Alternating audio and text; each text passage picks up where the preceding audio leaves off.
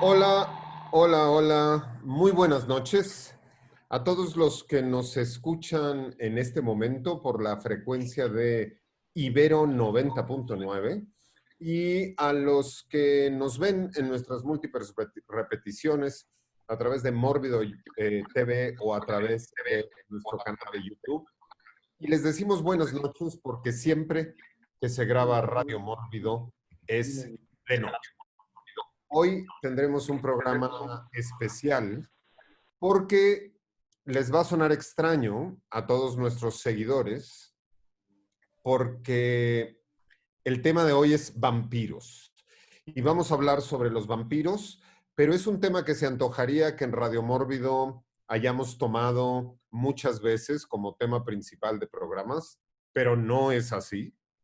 Tenemos un programa de vampiros en el año 1 y no hemos vuelto a tener programas de vampiros por tal vez justo la obviedad del programa mismo. Entonces, seguro cada vez que alguien ha propuesto, hablemos de vampiros, todos hemos dicho, no, ese ya lo hicimos, pero hace casi 8 años que no hacíamos un programa de vampiros. Hoy hablaremos durante 2 horas de vampiros y escucharemos música de vampiros. Sin embargo, los parámetros para el programa de hoy son: no vamos a hablar de Nosferatu y no vamos a hablar de Drácula, porque el programa de la siguiente semana va a ser dedicado al vampiro de Polidori en primer lugar, seguido por Drácula de Bram Stoker y Nosferatu y todas sus apariciones en el cine y en la cultura pop y en cómics y en videojuegos, porque Drácula tiene los tamaños suficientes para tener sus propias 2 horas. Entonces, esto es Radio Mórbido de vampiros y quiero dar la bienvenida al equipo de vampiros que nos acompaña esta noche. Primero a Vampirella, a la vampiresa, a Lady Mágica Vampiro, Bren Moller. Buenas noches, Radio Mórbido. Feliz de estar acá en una noche más oscura y fría, ¿no? Muy ad hoc para el tema que vamos a abordar el día de hoy. Así que vamos a darle. Muy bien. El personaje que más contacto tiene continuamente con la sangre, con las hemorragias y con las vísceras de los mamíferos erguidos humanos, nuestro vampiro de blanco, el doctor Beltrán. ¿Qué tal? Muy buenas noches. Muy contento de poder compartir con todos ustedes un show más. La verdad es de que los extrañé profundamente la semana pasada por cuestiones exactamente quirúrgicas. No pude estar, pero bueno, hoy estamos ya aquí hablando de vampiros, que va a ser algo fantástico, como siempre. Muy bien, y a ese vampiro tropical, como los de Vampiros en La Habana, ese que seguro tiene alguna fórmula para poder estar bajo el sol, porque si no, no me explico esas camisas. El vampiro pez out, repichas, Nico Ruiz. Hey, ¿cómo están? ¿Cómo están? Vampiro Mayor, criaturas de la noche, qué gusto estar con ustedes. En efecto, nosotros somos vampiros tropicales, vampiros de estas regiones del Ecuador, que nos gusta el sol, a pesar de que nos lo prohíban, y a pesar de que bajo nuestro propio riesgo algún día acabaremos en llamas. Yeah. Muy bien, y antes de presentar al último de nuestros vampiros, les recuerdo a toda la gente que nos esté escuchando que por favor apaguen sus micrófonos para que no haya ninguna interferencia con el programa. Julio Alarcón, Sebastián, les encargo que apaguen por favor sus micrófonos y presentamos al vampiro que sigue mi sombra, al vampiro que habita también en un sarcófago dentro del sótano de las oficinas de Mórbido, Enrico Wood Lago Negro, Vampire. Buenas noches, maestro, y gracias por haberme dado el gift de la oscuridad. Aquí compartimos este vampirismo en esta oficina y tenemos ataúdes de dónde escoger. Muy buenas noches a todos. Este es un tema que va a estar bastante bueno. Buenas noches, Nico, Bren Moller, doctor Beltrán, maestro. Qué bueno que estemos todos aquí. Y un saludo a todo el Mórbido Army que nos está viendo y nos está chateando con nosotros. Muy bien, como todas las noches, es un gusto que nos estén escuchando a través de Ibero 90.9, toda la gente que está ahorita o trabajando tarde en la noche o manejando camino a su casa o específicamente que busca esta frecuencia para escuchar Radio Mórbido. Todos ustedes son mis criaturas de la noche y me da mucho gusto verlos, Diego, Teo, Alucard, Osiris, Mayo Myers, Raje Sabo, Teo, Marga ya veo que está por ahí, también al vampirín de Aldrin, ahí lo veo, Sebastián, Nadia, Julio, Hobbit, etcétera, etcétera, etcétera. Hablemos de vampiros, les recordamos nuestras vías de contacto. A través de Twitter y de Facebook nos encuentran como Mundo Mórbido y con el hashtag Radio Mórbido en cualquier momento, cualquier día, de cualquier año que usted escuche esto, pónganos un comentario y le contestaremos, porque recuerde que los vampiros duramos más que ustedes los normales. Entonces, si usted escucha esto en 60 años, pónganos un hashtag y le vamos a contestar frescos como las lechugas.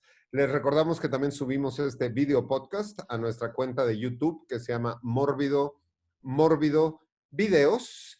Y un agradecimiento a toda la gente que en Ibero 90.9, nuestra casa, aunque ahorita estemos a distancia, nos ayuda para hacer posible la edición de este programa. No podemos hablar de vampiros, evidentemente, sin también hablar de sangre, pero como este es un programa híbrido, mítico, mágico y musical, empecemos con una canción de esas que usted no esperaría escuchar nunca en Radio Mórbido, pero que siempre las acaba escuchando. Y vamos a escuchar a Los Corralejos de Majagual con la canción El Vampiro. Y ahorita regresamos.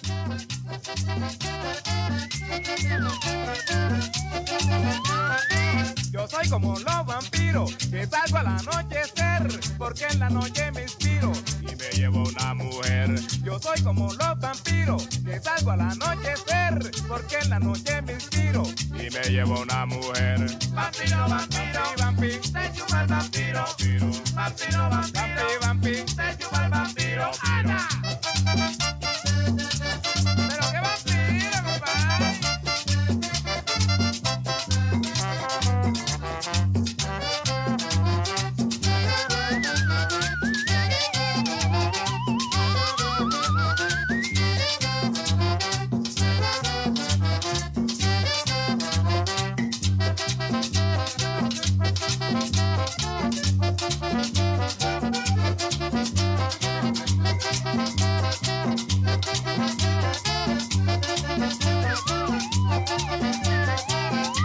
Salgo en las noches en busca de una aventura, porque en la noche que quiero a la mujer con locura. Por eso salgo en las noches en busca de una aventura, porque en la noche que quiero a la mujer con locura. Vampiro, vampiro, vampiro, te chupa el vampiro.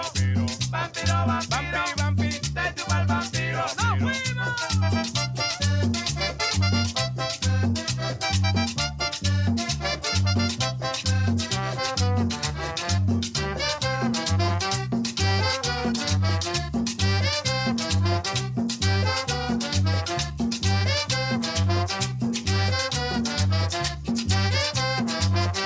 Vampiro, vampiro, te chupa el vampiro. Vampiro, vampiro, te chupa el vampiro.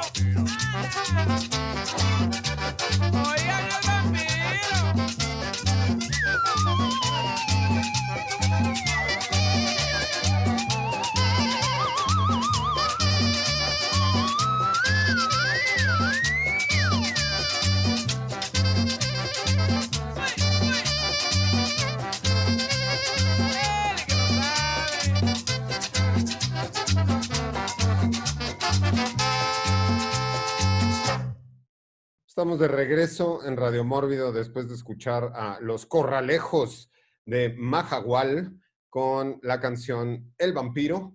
Y ya que nos pusimos tan tropicales, empecemos a hablar de nuestras impresiones, nuestros gustos, nuestras aficiones vampíricas y hagamos una primera ronda. ¿Y por qué no? Con el más sangriento y sanguinario, Edgar Beltrán. Bueno, mi primera referencia a los vampiros tendría que ser con una película de los 80s que se llamaba Fright Night. ¿Se acuerdan de esa película, todos ustedes? Que es una película típica que la ha tratado un poco mal los años. La verdad es de que no la ha pasado tan bien. Pero bueno, esa fue mi primera así, referencia fílmica rápida que me viene a la mente, en donde, bueno, los hermanos Frog se encargan de atacar a un vampiro con pistolas de agua y que llevan agua bendita. Entonces era terrible esa parte, ¿no? Era una forma de ataque brutal, porque además causaba un daño impresionante. Y de ahí se sentan muchas de las bases para las cuestiones vampíricas, ¿no? En el cine, de eso de que si no eres invitado a pasar, no podías pasar, cosas semejantes. Esa es mi primera referencia. Muy, muy clara. Muy bien. Bren Moller, sabemos que eres más mágica, pero sabemos que eres una criatura oscura y de la noche, porque te conocemos bien. Entonces, tus referencias vampíricas. Justo antes de iniciar el programa le estaba contando a Enrico que justo es un tema en el que pues la magia no tiene tanto juego, ¿no? Yo tengo 4 referencias importantes de los vampiros a lo largo de, bueno, más bien, cuando era chiquita, ¿no? Obviamente el Conde Drácula, aunque no vamos a hablar de él en este programa, pero esa caricatura para mí es una de las primeras referencias que tengo de la figura vampírica. Segundo lugar, obviamente, The Vampire Diaries, que fue una serie también muy famosa. Un poco más como de young adult content. Van Helsing, obviamente. Y mi favorita y la que tiene en mi corazón, obviamente, es Underworld. Me parece que es una saga que combina 2 figuras mitológicas de una manera muy padre, tanto gráfica como en la narrativa. Y bueno, referencias aisladas también de series mucho. True Blood, Buffy the Vampire, Slayer, y en Doctor Who recuerdo algunos capitulitos que también tocan el tema de los vampiros, pero esas serían mis referencias. Muy bien. Pasemos a Enrico Wood. Muy bien. Yo la primera película de vampiros que vi, lo voy a tener que reservar para la próxima ocasión porque fue una de las tantas adaptaciones de Drácula. Pero sí tengo que decir que, al igual que el Dr. Beltrán, The Lost Boys y Fright Night fueron como 2 películas muy formativas para mí.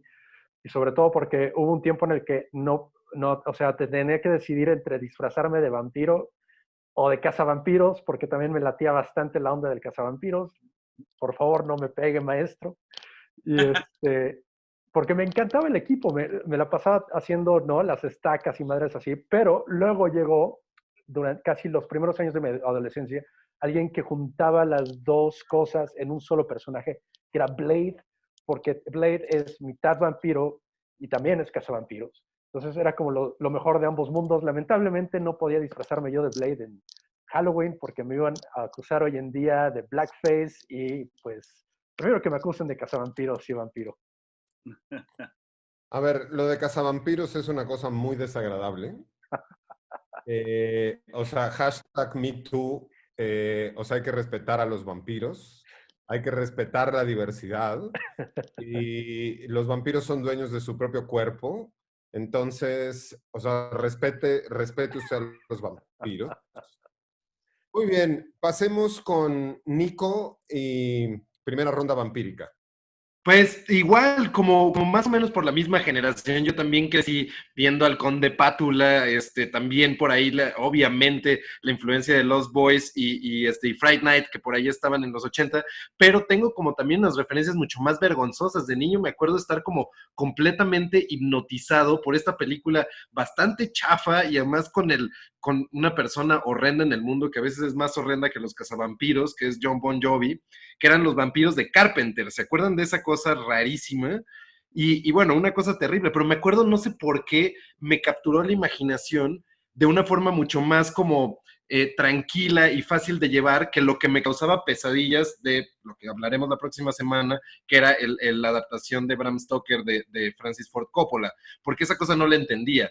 Ahora, con el tiempo, la cosa que más me fascinó de los vampiros, obviamente, es no nada más como la afrenta a Dios de tener un cuerpo después de la muerte, sino de hacerlo completamente cachondo, porque los vampiros son esta sensualidad que no para, y eso es algo que me parece enormemente atractivo dentro de todos los monstruos y dentro de todo el espectro de los monstruos clásicos. Los vampiros son los más seductores, los más deliciosos y los que menos tienen miedo a vivir una vida de placer. Jay. Efectivamente, el mundo del vampirismo, el mito del vampirismo, tiene una relación directa con la sangre y con el sexo y con la muerte, evidentemente. Entonces tiene estas dos pulsiones de las que habla Freud, ¿no? La pulsión sexual y la pulsión de muerte. Hay toda una cuestión muy erótica alrededor del vampirismo, que lo iremos viendo a través de las películas de las que iremos hablando. Para mí, mis primeras referencias vampíricas son el cine mexicano, ¿no? Tendríamos que hablar de Caperucita y Pulgarcito, cada uno en sus respectivas películas, donde se enfrentaban contra todos los monstruos, ¿no? Contra Frankenstein, la momia, la criatura de la laguna y evidentemente el vampiro. Tendríamos que hablar también, en mi caso, de Scooby-Doo, porque Scooby-Doo también era una caricatura que yo veía todo el tiempo y había ahí vampiros. El vampiro de Fernando Méndez, ¿no? Con Germán Robles como vampiro, también fue uno de los primeros vampiros en mi historia. Y a mí me fascinó el concepto de los vampiros desde muy, muy pequeño. Y pues yo dormí en un ataúd durante más de un año de mi vida, en un ataúd exhumado de un cementerio, y me lo llevé a mi cuarto y yo dormía dentro del ataúd. Y sí, sí, tengo que decir que en cuanto me acostaba y cerraba la tapa, ponía mis brazos cruzados sobre mi pecho. Y ya después, evidentemente, pues me sufría para acomodarme porque el ataúd era pues tamaño estándar y yo era un poco como más grande. Saludo a Carintia también, que me dice que ya me está escuchando también y que dice que su primera referencia vampírica soy yo, porque pues yo jugaba al vampiro desde chiquito, ¿no? Y entonces me ponía Miguelito de agua que me escurriera y mis dientes de plástico de vampiro que los usaba todos los días para ir a la escuela y para todo. Y es una criatura que a mí siempre, siempre me ha llamado la atención y siempre la he tenido como muy, muy cercana a mí. Ahora, hablemos un poco sobre el vampiro, según el folclore, ¿no? Y el vampiro, según el folclore de varios países, es una criatura que se alimenta de la esencia vital de otros seres vivos. Usualmente bajo la forma de sangre, pero hay películas y hay historias donde hay vampiros energéticos, ¿no? Que no se llevan tu sangre, sino se llevan como tu juventud o se llevan tu energía. Se alimentan, ¿no? De distintas cosas para así mantenerse activos. En algunas culturas orientales y americanas aborígenes, esta superstición es una deidad demoníaca o un dios menor que forma parte del panteón siniestro en sus mitologías. O sea, es un monstruo más. Así como los monstruos clásicos de la Universal, pues bueno, para que todos ustedes lo sepan, todas las culturas también tienen como sus monstruos clásicos y alguna criatura vampírica existe prácticamente en todas. En la cultura europea y occidental, así como en la cultura global contemporánea, el prototipo del vampiro más popular es el de origen eslavo, es decir, el de un ser humano convertido después de morir en un cadáver activo, ¿no? Y retornando, depredando y chupando sangre a todas sus víctimas. Una de las cuestiones simpáticas e interesantes que habría que poner aquí es el vampiro más conocido y los vampiros más conocidos son estos vampiros que vienen de Europa, ¿no? De origen europeo y que se alimentan de sangre y que se transforman en murciélagos, etcétera, etcétera. Y aquí hay un dato muy particular, porque en Europa, como en todo el mundo, existen murciélagos, pero en Europa no hay murciélagos que se alimenten de sangre. Los murciélagos vampiro son una subfamilia de estos mamíferos quirópteros que se nutren con sangre. Rasgo nutricional denominado hematofagia. Y solo hay 3 especies de murciélagos que se nutren únicamente con sangre. El vampiro común, el vampiro de patas peludas y el vampiro de alas blancas. Las 3 especies son originarias de América, extendiéndose desde México a Brasil, Chile, Argentina y Uruguay. Lo que quiere decir que dentro del mito del vampirismo, el hecho de que se transforman en murciélagos y esos murciélagos chupan sangre, es 100% americano. No existía en Europa. Entonces, chicos que nos escuchan en toda América Latina, abracen al vampiro porque es un monstruo latinoamericano en sus raíces alimenticias. ¿O no, Nico? Sí, totalmente. Y de hecho, el mito pasó a Europa, bueno, la idea de relacionarlo tanto con los murciélagos y eso, por los naturalistas, en medio de que empezaron estas grandes leyendas de los vampiros que son muy interesantes, como por ahí puso en la película, él lo hizo ficcionado Paco Plaza en Roma Santa, el caso de Roma Santa y de la licantropía era un caso que existió, un caso jurídico de alguien que acusaron de licantropía. Bueno, pues también hubo casos en Europa, en Serbia, de vampirismo. Y los primeros fueron de campesinos serbios que por la superstición del lugar o por alguna cuestión que sucedió ahí, habían muerto, uno un guerrero húngaro, Paole, y otro un campesino serbio, que murieron y en sus actas de defunción fueron después, más bien, en las actas que levantaron después por todo el barullo que se armó en el pueblo de que se están muriendo las personas cercanos a ellos después de que ya habían sido enterrados, anotaron que había una cuestión vampírica. Y bueno, sí fueron a buscar los cadáveres en sus tumbas, fueron a clavarles estacas. Cuenta la leyenda que a uno de ellos, un campesino serbio de 62 años en el siglo XVIII, cuando le clavaron una estaca, sacó sangre de la boca y tuvo una erección, cosa bastante curiosa que está anotada ahí en el acta.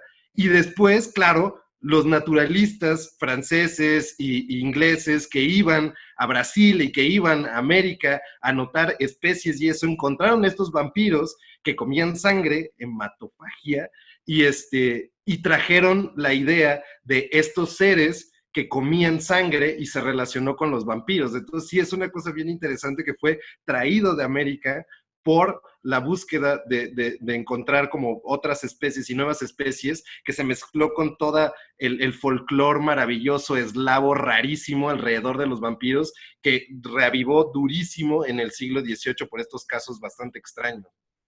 Sí, toda una cuestión de sincretismo y que a final de cuentas lo hemos podido ver en otros monstruos, porque para la gente que nos escucha en toda América Latina, no solo abrace a los vampiros, abrace a muchos monstruos, porque Mórbido es la casa de todos los monstruos y aquí nos gusta que se les dé su justo lugar. Los zombies son también un monstruo que tiene un origen americano. Recordemos que vienen de Haití, ¿no? Que el mito original viene de Haití, entonces el zombie surge también en América Latina, y tenemos también que ver esta cuestión del nahualismo, una cuestión presente en casi todos nuestros países, que también se identifica con estas transformaciones. Entonces, dicho todo esto, ¿no? Y abrazando a estos monstruos como propios, y ya que vamos a estar llegando a nuestra primera o media hora de programa vampírico, vamos a escuchar otra canción latina súper latina, en español, vampírica, y ahora regresamos. Y esto, por más extraño que les parezca, vamos a escuchar a un grupo que se llama La Banda Fresa. Y entonces, La Banda Fresa con su canción El Vampiro. Y ahora regresamos a Radio Mórbido.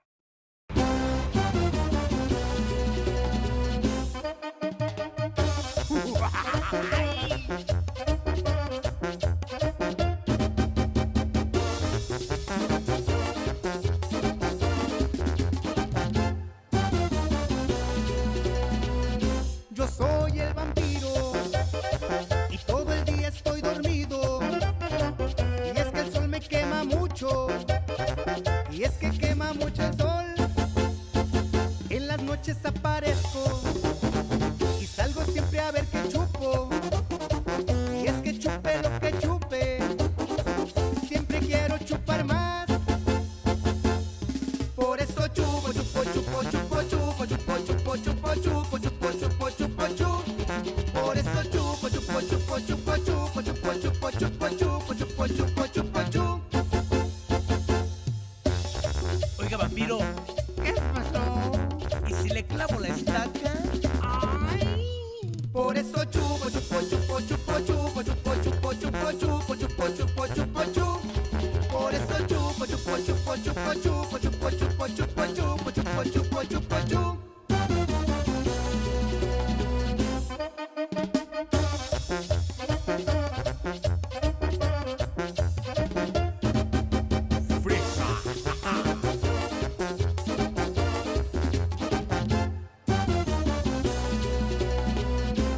Todos mis amigos son una bola de vampiros. Siempre me andan sonsacando para irnos a chupar.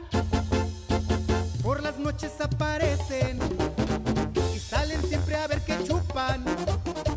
Y es que chupen lo que chupen, siempre quieren chupar más. Por eso chupan, chupan, chupan, chupan, chupan, chupan, chupan, chupan, chupan, chupan, chupan, chupan, chupan. Por eso chupan, chupan, chupan, chupan, chupan, chupan, chupan, chupan, chupan, chupan, chupan, chupan, chupan. Oigan, por las vampiros. ¿What? ¿Y si les clavan la estaca? Por eso chupan, chupan, chupan, chupan, chupan, chupan, chupan, chupan, chupan, chupan, chupan, chupan, chupan. Por eso chupan, chupan, chupan, chupan, chupan, chupan, chupan, chupan, chupan, chupan, chupan, chupan, chupan.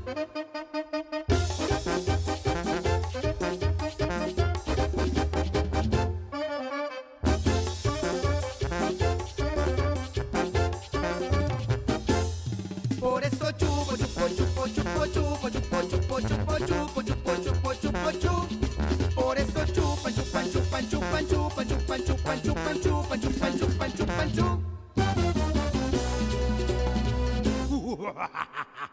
Un poco de lo que debemos de entender a partir de las canciones que estamos ahorita escuchando es lo popular que es el mito del vampiro, al grado de que los gruperos en países latinoamericanos en el siglo XX y en el siglo XXI hacen canciones para bailar con el tema del vampiro.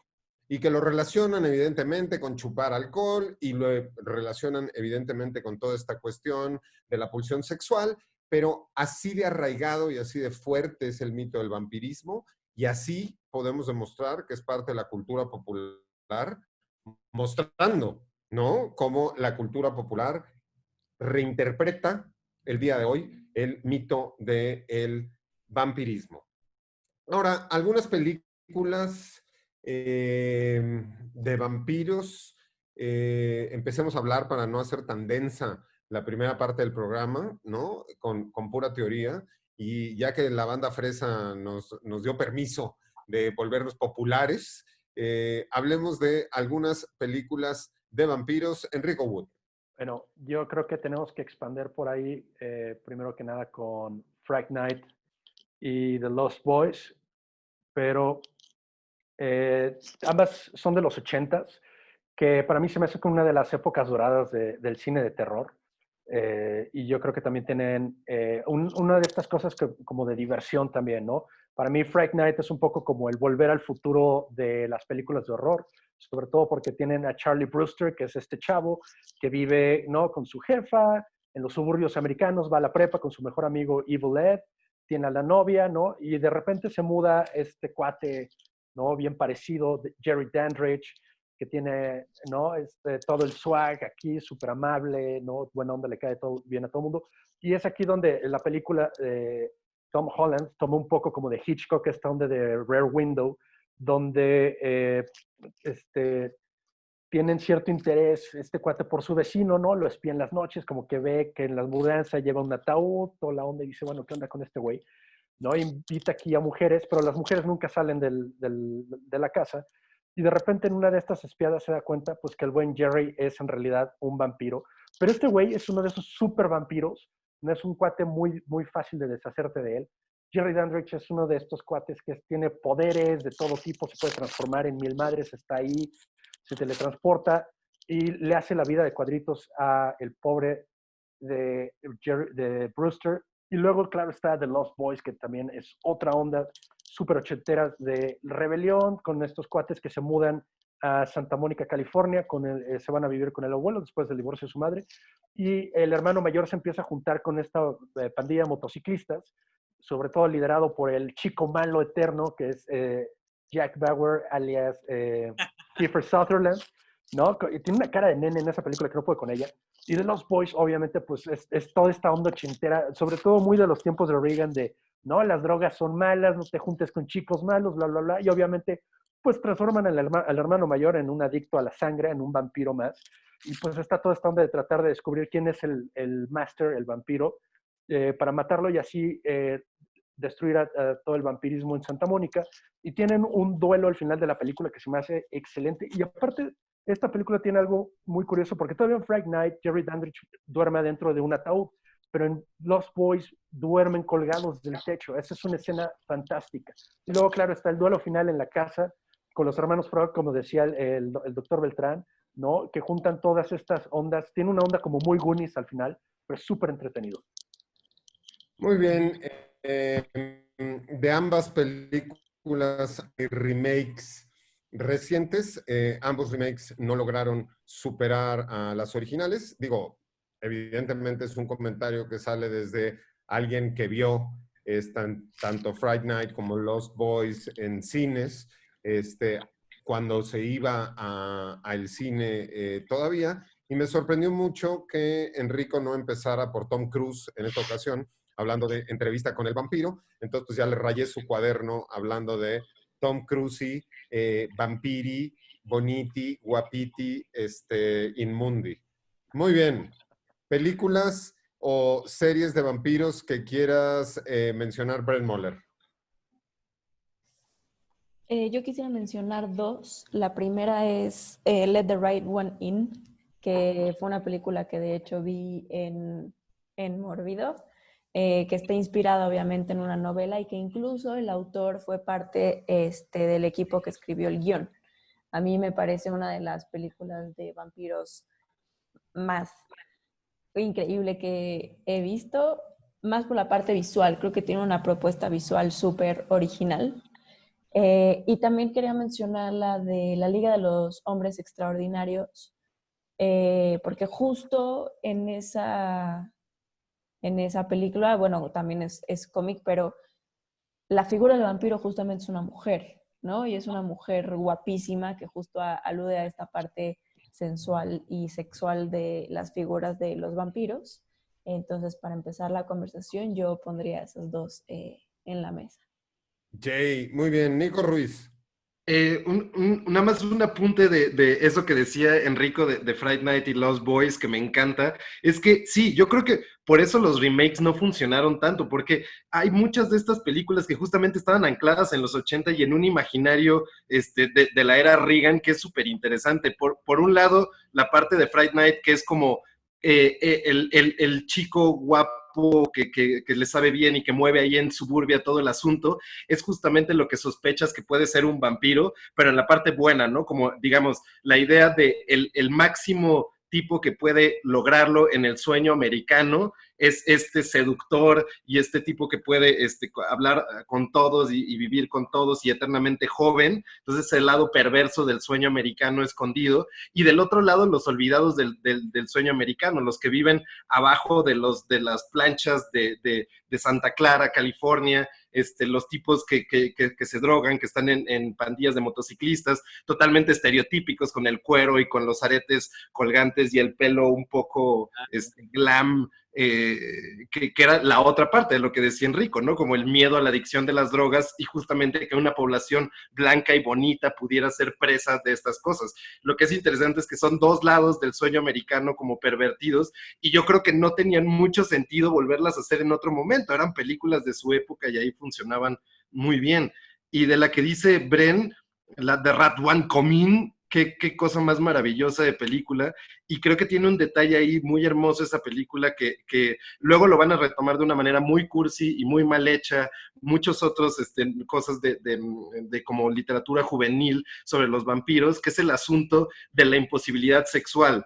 Aquí hay una atracción sexual entre estos dos niños, hay o sea, en verdad se acercan así, y ella le dice en algún momento, yo no soy una niña, y hay algo que va a imposibilitarlos para tener como esta relación carnal, y entonces una relación sin sexo, pero absolutamente entregada, como las que ha tenido varias veces tal vez esta niña, en donde su pareja sirve como este sustento, pero que nunca van a completar como ese acto de deseo, sino que todo está entregado como una cosa mucho más trascendente. Te voy a acompañar para siempre, me voy a volver viejo a tu lado, aunque nunca voy a poder tener como una relación carnal contigo, y es una cosa súper interesante, también me gusta mucho.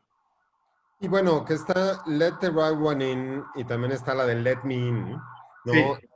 En la versión norteamericana, que ambas tienen cosas. Evidentemente, Let the Right One In es muy, muy superior a nivel estético, porque pero no es mala, sí, lo otro. tiene que acoplar a una estética norteamericana hollywoodense, pero creo que las dos, ¿no, Nico? Las dos tienen cosas rescatables. Sí, tienen su chiste, y de hecho es de los pocos casos en donde hacen un remake americano que dices, híjole, ¿cómo van a arruinar absolutamente esta película que era tan maravillosa y que tenía como... Y no, más bien adaptaron de una forma distinta el libro, y lo adaptan mucho a la idea, al concepto estadounidense de vampiros, algo muchísimo menos sombrío, muchísimo menos oscuro, muchísimo menos pensado en las pocas horas del día de Noruega y demás, pero que también funciona muy bien a su manera y de diferente forma. Son como dos adaptaciones que ahí se complementan en vez de pelearse, yo creo. Muy bien. Doctor Beltrán, vampiros. Bueno, fíjate que nada más que yo también, otra vez así igual que Nico, retomar rápidamente que un personaje fundamental en Fright Night es el que hace Roddy McDowall, que es un actor que ya lo habíamos visto, ¿no? Interpretando a diferentes tipos de changos en las películas de los simios, ya saben, Planeta, Regreso y no sé cuánto de los simios, pero como nunca le habíamos visto la cara, porque pues traía todos los prostéticos, es retomado porque él es el que cuando los hermanos Frog quieren tomar pues la batuta para buscar la manera, ¿no? El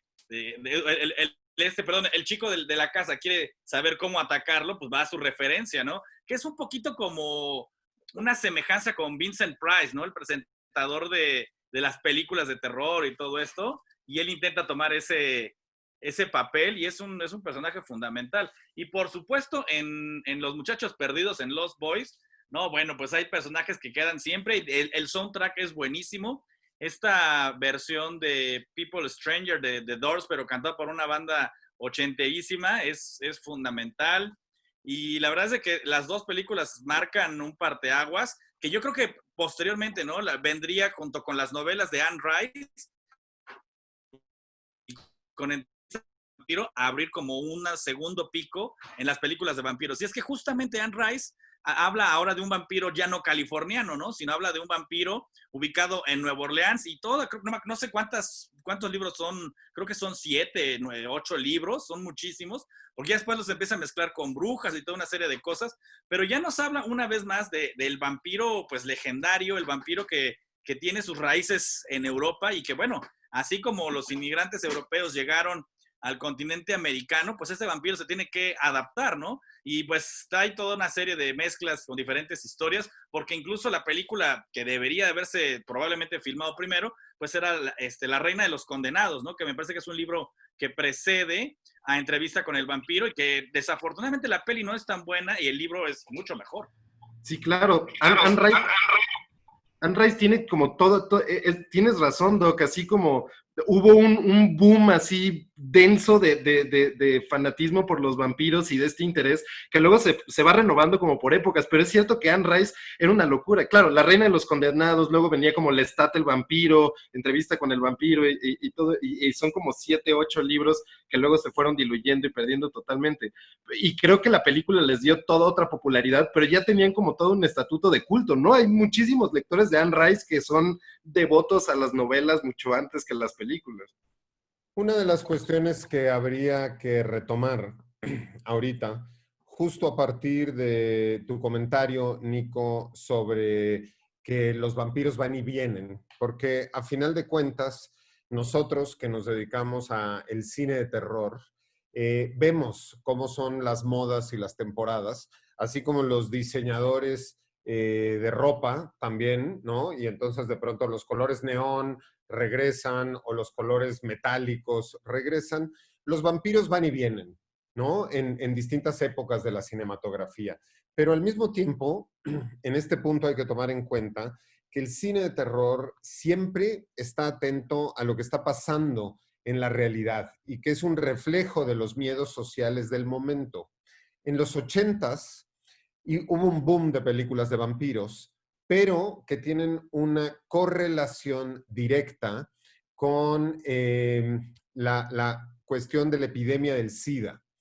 Porque cuando surge la epidemia del SIDA en el mundo, ¿no? Del VIH, la sangre toma un protagonismo, porque la infección viene a través de la sangre y la sangre es lo que se infecta. Y entonces la sangre se vuelve potencialmente mortal cuando a final de cuentas la sangre es la que lleva y la que carga la vida. Entonces no es casualidad que en los 80s empiece un boom de películas de vampiros porque tiene que ver directamente con la sangre. Entonces, hay una relación ahí directa entre la epidemia, ¿no? Del VIH, ¿no? Y la cuestión del el boom de películas de vampiros. Y esto es algo que es mucho más claro ahora, ¿no?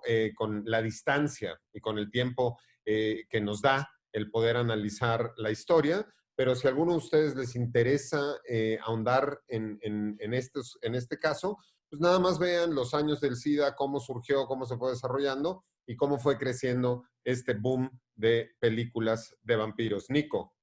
Sí, claro, que también por eso, dentro de esa época, de esas películas que salieron bastante extrañas y dispares y peculiares, está una, te acordarás, Enrico, de Tony Scott con Catherine Deneuve y David Bowie en una escena totalmente cachonda en una regadera en donde parecen estarse absorbiendo entre ellos, que es The Hunger, de 1983, y que también tiene como todo este subtexto muy, muy fuerte de la compañía sexual y de tener parejas sexuales o una pareja sexual o múltiples parejas sexuales y el asunto de envejecer muy rápido o vivir para siempre. El asunto siempre rejuvenecido de la sexualidad viva que representa a Catherine Deneuve, esta vampira inmortal, y su pareja, que es David Bowie, que de repente se da cuenta que la sangre no lo va a renovar para siempre y empieza a envejecer y envejecer y envejecer y encontrarse muriendo decrépitamente de una forma muy rápida.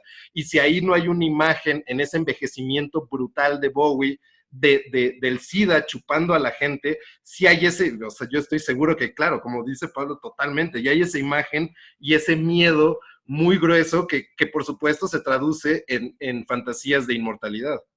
Sí, y aparte, como es la primera película de Tony Scott, tiene un look muy particular que se parece mucho más al de su hermano Ridley, sí, más europeo, y después abandona ese look por, ya sabes, como Top Gun y se vuelve como el precursor de Michael Bay.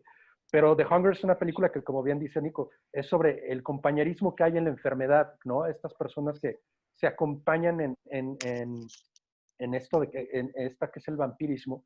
Y también yo quisiera poner ahí también otra película ochentera que también es una, para mí forma un poco una trifecta aún más que The Hunger, junto con Fright Night y The Lost Boys, que es Near Dark de Catherine Bigelow, del 87, que toma el vampiro y le da la figura romántica, pero no el romanticismo gótico, sino más bien el romanticismo del antihéroe, del outlaw, ¿no? Del forajido, porque es una pandilla de vampiros que se comporta más como si fueran forajidos del viejo oeste. Es un poco también como un western, sobre todo porque estos vampiros se comportan como lo que le llamaban en el viejo oeste como el posse, ¿no?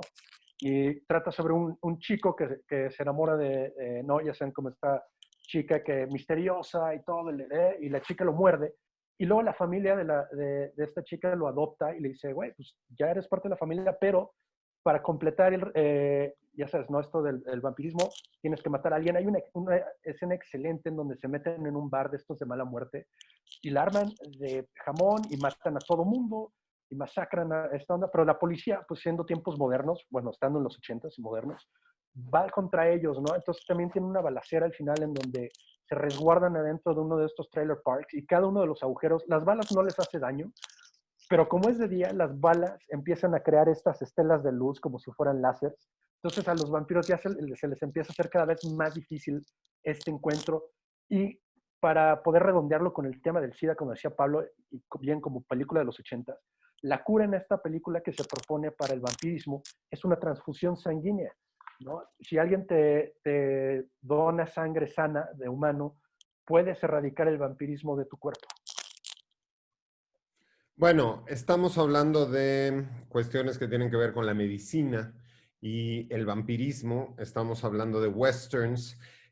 Hace rato que mencionábamos Let the Right One In y que Nico dijo sobre esta versión, que aprovechaban de una manera muy inteligente estas largas noches de invierno y mezclando esto con el western, porque hay muchas películas de vampiros que tienen el formato western, pero mezclando esas dos cosas tendríamos que hablar de 30 Days of Night, ¿no? Que es esta película donde en estos 30 días que se hacen de noche en el polo, en un pueblo, los vampiros deciden tomar completamente el pueblo y aventarse una party de 30 días y están las clásicas escenas de los westerns, está la comisaría de policía donde vienen y se meten, están los duelos, una gran película, 30 Days of Night, y además con una sangre mucho más oscura, ¿no? Que contrasta muchísimo con el blanco de la nieve, igual que en Let the Right One In, ¿no, Nico?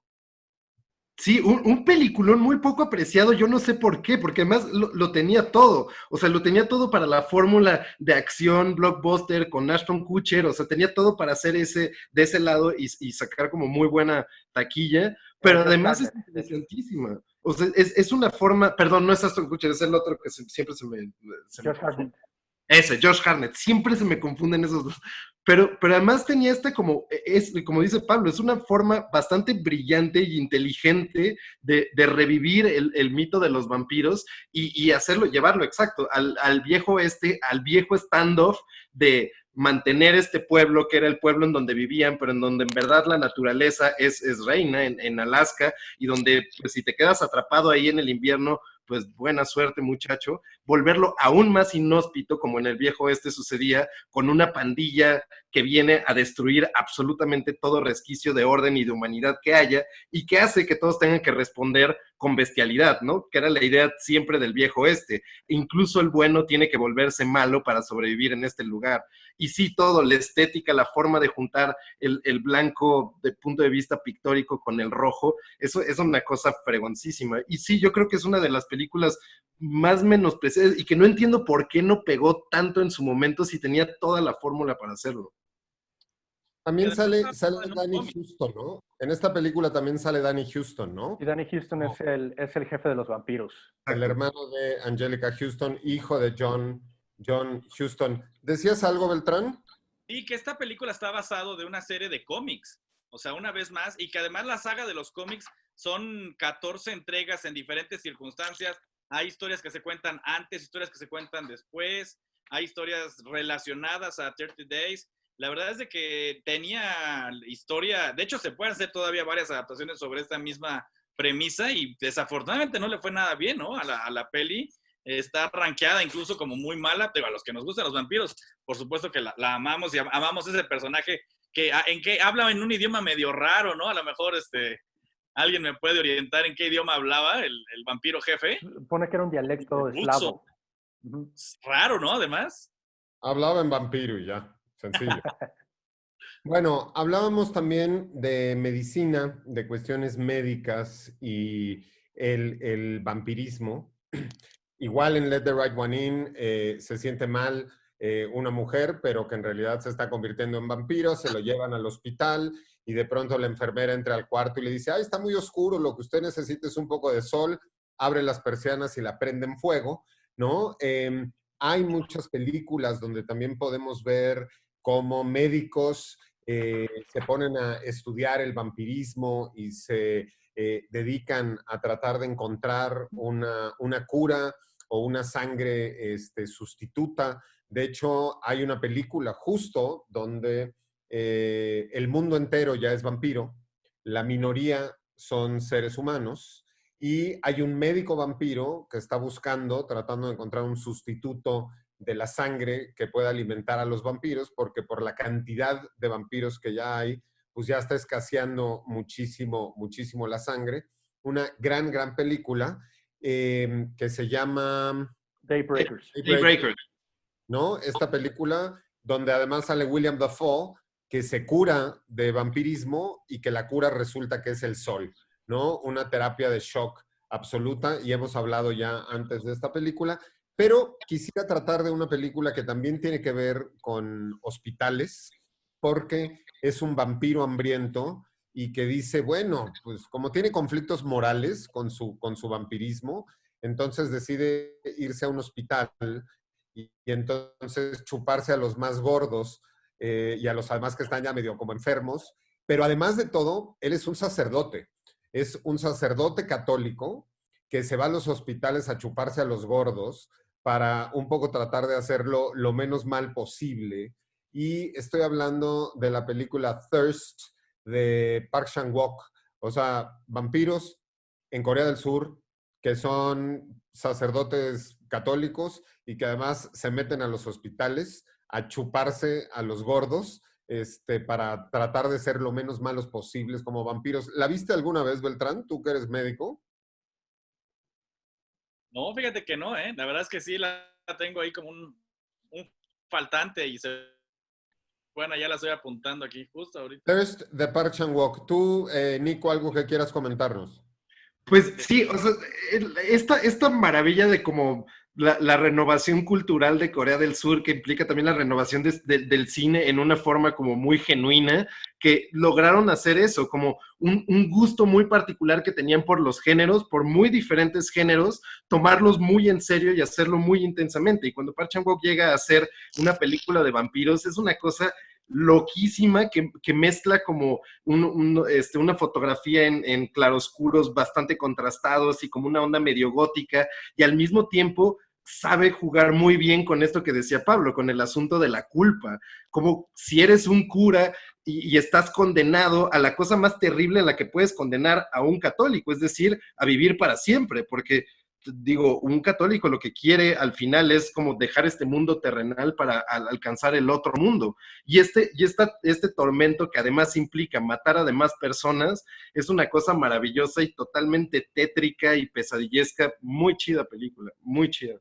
Bueno, y que además, pues juega con esta cuestión porque pues, los católicos en general, que qué horror me dan todos los católicos en general, sobre todo los que son cristianos, más horror, y los que son fanáticos, más horror, eso sí es de miedo, pero no hablemos de esas cosas.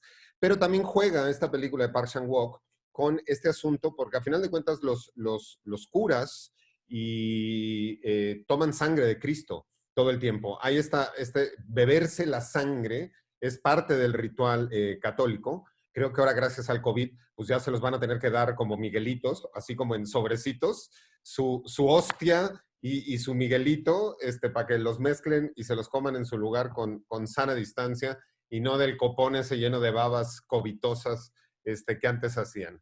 Bueno, Osiris, parte del Mórbido Army, ahí se pone toda cursi y entonces se pone a saludar a otra personaje que nos sigue siempre en Mórbido, que se llama Ana Vampi, @dedos de luna, que dice, ay, espero que se acuerden de mí los de Mundo Mórbido. Todos los que se apiden Vampi, nos acordaremos de ellos todo el tiempo. Estamos en Radio Mórbido por Ibero 90.9 FM y por Mórbido TV y por otras señales, ahora que ya estamos en satélites que cubren toda América Latina. Y estamos hablando y escuchando sobre vampiros, y no solamente somos talking heads con colmillos hablando de todos estos temas y de todas estas aficiones, sino también somos un programa altamente musical. Y ya que estábamos hablando de vampiros coreanos y de que los vampiros son parte de la cultura pop, no solo de Occidente, sino de todo el mundo, vámonos a un segmento musical para el corte de la media, y ahora regresamos y vamos a escuchar a Mai Lan con la canción Vampire. Esto es Radio Mórbido.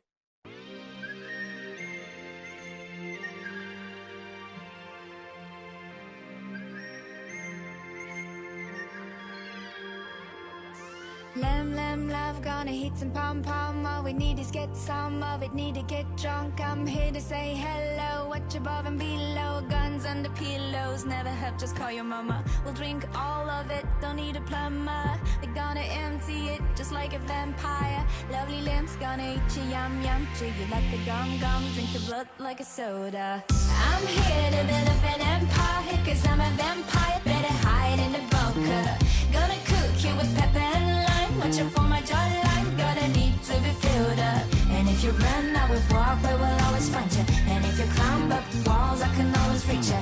I'm here to build up an empire, cause I'm a vampire, cause I'm a vamp. You find your place in it, got a huge stomach. It'll be warm and sweet, lemon coconut. Is it an exodus? You can escape from us, get used to this. Got a new 10 minutes, call your grandmama and all the friends you got. I'm the new Dracula, I need a hangover. I'm gonna fill this cup, some of your ketchup. I'm gonna drink you up until the final drop. I'm here to build up an empire, cause I'm a vampire. Better hide in the bunker. Gonna cook you with pepper and lime. Watch out for my jawline, gonna need to be filled up. And if you run, I will walk, but we'll always find you. And if you climb up walls, I can always reach you. I'm here to build up an empire, cause I'm a vampire, cause I'm a vampire. Gonna hit some pom-pom. All we need is get some. All we need is get drunk.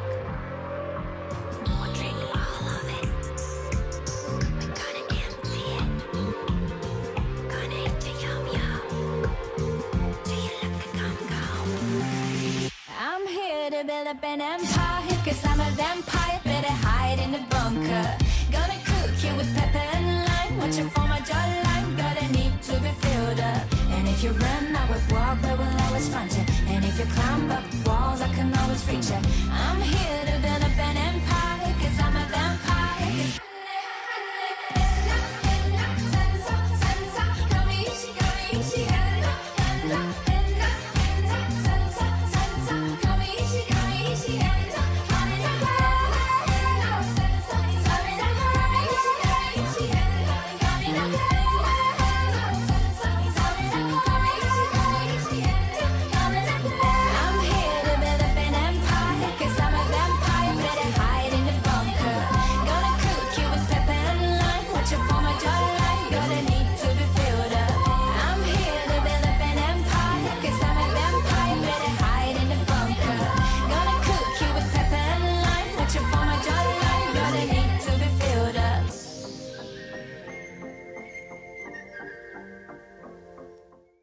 Muy bien, estamos de regreso en Radio Mórbido después de escuchar a Mai Lan con la canción Vampire y ver esta parte también como divertida, relajada de los vampiros, todo esto que también se le ha atribuido mucho al mundo del vampirismo, que es los altos grados de diversión y de fiesta y de excesos, que yo no estoy tan seguro si después de vivir 200 o 300 años todavía estarías interesado en irte a un antro y divertirte así como nos lo muestran, pero sin duda me remite a Blade y este antro en Blade, esta como disco abajo de una empacadora de carne, donde se llevan a unas primeras víctimas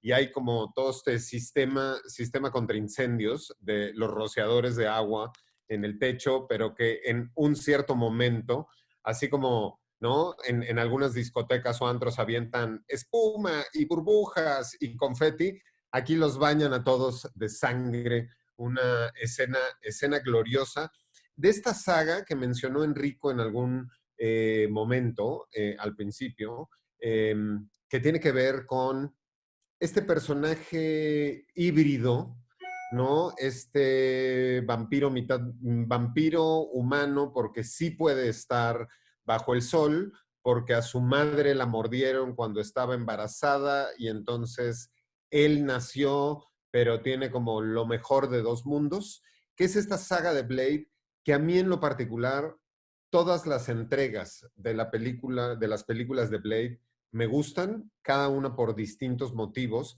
y creo que a diferencia, por ejemplo, de sagas como Hellraiser, que cada vez se empezaron a poner peor y al final ya era Hellraiser en Tijuana, y ya eran unas películas así como straight to video terribles de Hellraiser in TJ.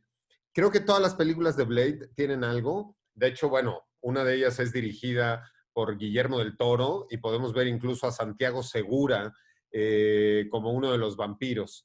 Y que hace poco estaba viendo una entrevista con Santiago Segura, ¿no? Este actor español que sale en El Día de la Bestia de Paco Plaza y que sale en infinidad de películas, donde contaba de una manera muy simpática de cómo lo invita Guillermo del Toro a participar en las películas de Blade, y entonces él vuela de España a los Estados Unidos, y entonces él dice que Wesley Snipes lo trataba pésimo, que lo trataba súper mal, que le metía unos súper golpes, que lo aventaba, que lo empujaba, o sea, que lo trataba súper, súper mal y le metía unas hostias, como dice, unas hostias como muy, muy fuertes. Y cuando se hace la premiere de Blade en España, está todo el cast principal de la película en el red carpet y entonces Guillermo del Toro le hace una seña a Santiago Segura para que suba a las escaleras de donde estaban presentando y se ponga dentro del elenco de la película de Blade. Y que cuando sube Santiago Segura, todo el público que estaba ahí aplauden muchísimo más y mucho más fuerte que cuando salió Wesley Snipes. Y entonces que Wesley Snipes voltea con Santiago Segura y le dice, güey, pero, o sea, ¿tú eres famoso en España? Y entonces él le dice, pues sí. Dice, me hubieras dicho para no tratarte tan mal, porque yo pensé que eras un extra y entonces yo no tenía idea de que tú eras una persona, un actor reconocido y famoso en España. Que eras el mítico Torrente, cabrón. Exacto. Y entonces Wesley Snipes lo trató súper mal, cosa que además nosotros aquí podríamos analizar desde otro punto de vista, porque pues, entonces Wesley Snipes trata muy mal a los que no son famosos. Nada más para que la gente no nada más diga que pobrecitos negros y que a los negros todo el mundo los trata mal, porque los negros también se ponen las suyas, así como los blancos, los rojos y los amarillos, y los seres humanos en general, porque los seres humanos olemos a gas, donde nos pongan. Gran saga de Blade, y sobre todo me gusta ver, Enrico, coméntanos un poco sobre toda esta cuestión de las armas que salen en Blade, porque en Blade tienen este personaje como James Bond tiene a Q, en Blade tienen a un personaje que se le pasa haciendo armas especiales y granadas de luz y toda una serie de cosas. Coméntanos, Enrico. A ese personaje al que te refieres es Chris Christopherson, alias Whistler, en esta película. Blade es su mentor, lo recogió de las calles, se encontró a Blade cuando era un adolescente confundido, que todavía tenía estos rasgos de vampirismo, y estuvo a punto de darle cuello pero se dio cuenta de que este cuate caminaba de día. Había algo especial en el muchacho, y no solamente eso, sino que también podía como que suprimir esta ansia de sangre. Entonces, Whistler lo toma bajo su ala y le empieza a enseñar artes marciales, lo convierte en un cazador de vampiros y, como ya decíamos antes, ¿no? Como es una mezcla entre humano y vampiro, pues tiene lo mejor de ambos mundos. Tiene la superfuerza, la supervelocidad, se puede recuperar como si fuera Wolverine, pero no tiene las habilidades, excepto que cada vez más le pega a Blade lo de la onda de la sangre, ¿no? Entonces también es esta onda de tener que, igual que decíamos en Daybreakers, tratar de conseguirle a Blade un suero, un sustento que le pueda suprimir esta onda. Pero ahí hay una onda, como tú decías, un poco interesante en cuanto a la onda racial. Por ejemplo, Blade es alguien que se odia a sí mismo y también a su otra especie, ¿no? Tiene esta onda donde está completamente encabronado todo el tiempo. Y pues un poco en las armas que él utiliza son armas modernas. Esta obvia es una película de los 90s, pero emplea cosas como una espada que está diseñada aparte de una katana. No es exactamente una katana, pero tiene un sistema, ¿no?, de defensa donde si hay otro güey que trata de agarrar su espada, pues saca estas mini navajas que explota la mano de quien la agarre. Estas subametralladoras, tiene este glaive que lo lanzaba tipo Krull acá a descabezar a gente. Pero hay una parte que a mí se me hace muy interesante en Blade, que es cuando Blade ya está a punto de morir, porque su archienemigo Deacon Frost necesitaba su sangre para para invocar esta deidad que lo va a poseer al final de la película. Y Blade toma la sangre de esta doctora que es su compañera durante la película. Y es un poco esta onda de aceptarse a sí mismo como vampiro. Y llega aquí ya súper cargado y listo para madrearse en una escena de artes marciales donde Blade mata a vampiros, ya sin clavarle las estacas ni nada, simplemente a golpes mata a los vampiros. Hay una parte donde simplemente golpea a un tipo en los testículos y el cuate explota. Así, es súper exagerado. Y entonces, en Blade 2, te das cuenta que también hay una evolución en el personaje. Ya no es tan serio, ya no está tan encabronado todo el tiempo, como que acepta un poco quién es. Y en esta película del Toro, un poco la dirección que le daba a Wesley Snipes era, no, relájate un poco, güey, tú ya sabes quién eres, ya mataste al güey que mató a tu madre. Entonces, ahorita, pues, ya Blade como que lo ves que es un poco más de charachero, toda la onda. Pero de todos modos, como le decía Nisa en esa película, güey, sigue sin aceptarte un poco. Yo ya hice la paz con lo que yo era hace mucho tiempo. Pero volviendo a Blade 2, yo creo que también aquí una de las grandes aportaciones del Toro, además de que relaja un poco el personaje de Blade, pues es este super vampiro que es el Reaper, ¿no? Esta creación, este monstruo del cine que para mí es como un vampiro aparte de todo lo que ya habíamos visto. Es un poco como el Predator, pero y también infundiéndole un poco del zombie porque es un poco más bestial, a excepción de Nomak, que no tenía un poco más de su humanidad, y podía pensar. Pero ese diseño está cañón, esta onda de que tenían una cicatriz en la barbilla y luego abren las fauces y puedes observar a gran detalle todos los mecanismos biológicos que tiene ahí adentro.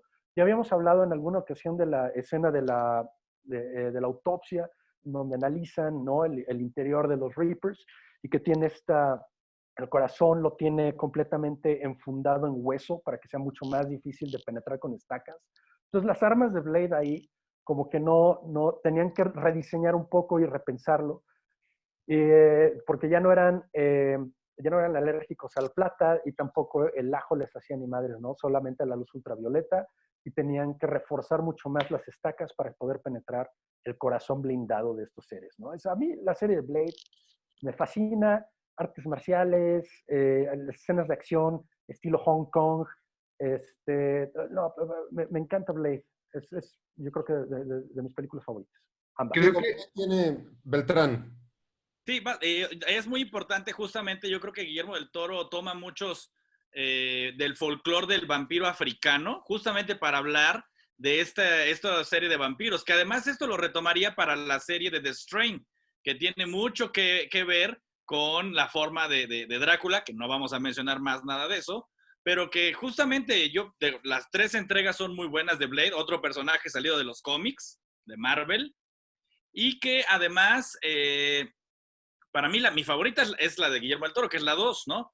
Porque además mete todos estos vampiros que justamente la disección es fundamental, y que ojalá que muchos de nuestros radioescuchas hayan tenido la oportunidad de estar en esta pues, presentación que Guillermo del Toro dio en Guadalajara, en mi casa con mis monstruos, porque ahí pudimos ver varios bosquejos de justamente diferentes vampiros en diferentes, vamos a decirlo así, metamorfosis que él fue planteando para gestionar diferentes tipos vampíricos y justo esta anatomía, ¿no? De las fauces que no se habían visto en entregas pasadas ni en décadas anteriores y que él marca un nuevo parteaguas para los vampiros. Digo, Guillermo el Toro es un fan absoluto de los vampiros. Él tiene una colección muy, muy importante de libros, incluso incunables, acerca del asunto del vampirismo. Ha estudiado mucho este fenómeno. Nosotros en una entrevista que le pudimos hacer, justo con el pretexto de la salida del el primer número de su novela, de vampiros, que todo el tiempo dijo que no iba a ser serie de televisión y después se convirtió en serie de televisión, hablábamos de esta cuestión y hablábamos, por ejemplo, de los strigoris que se ven en su serie. Porque en Bulgaria y en Polonia se les atribuye a los vampiros tener un solo orificio nasal, así como una especie de aguijón en la punta de la lengua, cosa que nosotros podemos ver en la serie, y estas fauces que se abren también. O sea, a ver, Guillermo no se inventó nada, lo sumó al cine y le dio un impacto visual y evidentemente pues con el CGI, o sea, con los efectos especiales y con todas las posibilidades que ahora tenemos, pues lo pudo hacer como sumamente visual. Gran serie de televisión basada en Drácula, hablaremos en el próximo programa. Blade, una gran franquicia, y me recuerda esta franquicia de Blade, sobre todo por las escenas de acción, ¿no? Y que transformó más a estas películas de vampiros en películas de acción, pero que nosotros nos tendríamos que remitir, así como la gente que solo conoce a Quentin Tarantino, piensan que es un genio máximo y absoluto y que todo se le ocurre a él solito, y no se dan cuenta que, por ejemplo, Kill Bill es un rip-off de décadas de películas japonesas, coreanas, etcétera, ¿no? Los vampiros en Oriente, pues evidentemente pues son budistas o animistas, entonces pues los crucifijos ni el agua bendita les hace nada. Nunca se pelearon con Dios por haberles matado a su mujer cuando él estaba en las cruzadas. Entonces, son otro tipo de vampiros que brincan, ¿no? En vez de volar o en vez de correr, van como brincando, y que pues todos los que los atacan para defenderse y para controlarlos, pues no les clavan estacas, porque eso no funciona, ni les muestran crucifijos, sino es con artes marciales que se ponen a controlarlos. Y específicamente a una especie de vampiros, la única manera de detenerlos es poniéndoles en la frente, ¿no? Unos versículos y unos versos y unos rezos budistas. Entonces los vampiros ahí vienen brincando en contra de ti, les pones unos caratazos y les pegas en la frente una oración budista y el vampiro ahí se queda dormidito. Entonces Blade toma, ¿no? Parte de esto, tanto Guillermo el Toro como los demás de la serie, pues toman esta cuestión, pero esto nos remite a una franquicia que a Bren le gusta mucho, pero no veo encendida la cámara de Bren, entonces no sé si Bren está por ahí, pero ya prendió su cámara. Es que creo que Bren se pone a tejer suéteres y chambritas cuando no está hablando, y entonces le da pena que la veamos tejiendo sus chambritas. Nunca he podido tejer, amigos, no es un skill que tenga. Bueno, no, me remite a una franquicia de películas con, se llama ¿cómo? Kate Beckinsale. Ajá. Y su marido, que es el que dirige, películas que también son de acción, y me refiero a Underworld, que sé que le gustan a Bren. Sí, digo, Underworld, yo llegué a la saga muy joven, bueno, en mi adolescencia. A mí lo que más me gusta de Underworld es que es una película obscura en su construcción gráfica y visual, y que logra contar esta batalla entre los Lycans, los lobos y los vampiros de una forma muy pop culture, ¿no? Como que es una rivalidad que existe desde que existen los mitos, tanto de los Lycans como de los vampiros. Y creo que también, a diferencia de otras sagas que no vamos a mencionar en este programa porque sería un insulto, logran contar muy bien la rivalidad entre familias, ¿no? Esta rivalidad entre familias, el tema de la lealtad, el tema del amor, pero de una forma con mucha acción, con violencia de la buena, con batallas espectaculares, y que creo que película con película han ido mejorando tanto en producción, obviamente, porque incrementan el presupuesto, pero también en la narrativa de las historias, ¿no? Y justo acá, amigos, acá está el homenaje a Underworld. A mí me parece que la saga no es la única que trata este asunto como de las clases sociales en los monstruos, porque también Underworld tiene un asunto de una crítica social. Muchísimo, sí. Porque mucho no solo clasismo. son sus relaciones, no, Bren, no solo son las relaciones familiares, sino también es un poco Romeo y Julieta, ¿no? Con los Capuleto, pero al mismo tiempo tiene una crítica social porque habla de las clases, las distintas clases sociales. Claro, de los obreros, de A los la hombres esclavitud. lobo son los esclavos y son los empleados. Y es esta cuestión, ¿no? Donde se enamora la hija de una clase social alta de una criatura inmunda peluda que le sale cola, orejas y levanta una patita para hacer pipí. Sí, y que es este mismo discurso de la mezcla entre los aristócratas con los obreros, ¿no? Al final creo que este tipo de entregas también dejan ese mensaje muy claro. Creo que tal vez fue un poco visionaria cuando salió, tal vez hoy esa narrativa sería mucho más relevante y tal vez tendría mucho más éxito. También creo que es una película que en taquilla no tuvo el éxito o no es como tan hot como otras. Que sí, creo que es ese fenómeno post taquilla, ¿no? Que se van valorando esas películas conforme pasan los años. Pues una gran saga, Underworld, con su crítica social y con grandes escenas de acción. De hecho, a diferencia de Blade, que es mucho más cercana al cine oriental, me parece que Underworld es mucho más cercana a Matrix, tanto Sí. en vestuario como en secuencias de acción, o no, Mr. Matrix, Tom Cruise, Comic Boy, Enrico Wood. Sí, el look de Underworld es muy post-Matrix. Digo, Blade también tiene esta onda de las gafas oscuras, la gabardina larga, pero Blade salió un año antes de The Matrix. Tienen durante ese periodo como que el uniforme ahí de los badasses era lentes oscuros, gabardina larga. Hoy si sales a la calle con gabardina larga y lentes oscuros te chiflan. Yo salgo así, me chiflan, me vale madre, pero cada vez que tengo oportunidad. Pero sí, como decía Brent, es la onda esta de Underworld es mucho más tirándole a The Matrix, con el vestuario de cuero, las armas semiautomáticas. Pero también yo creo que Len Wiseman, que es el esposo de Kate Beckinsale y el director de estas, bueno, me parece que es de dos por lo menos de esta saga, es un muy buen director de acción.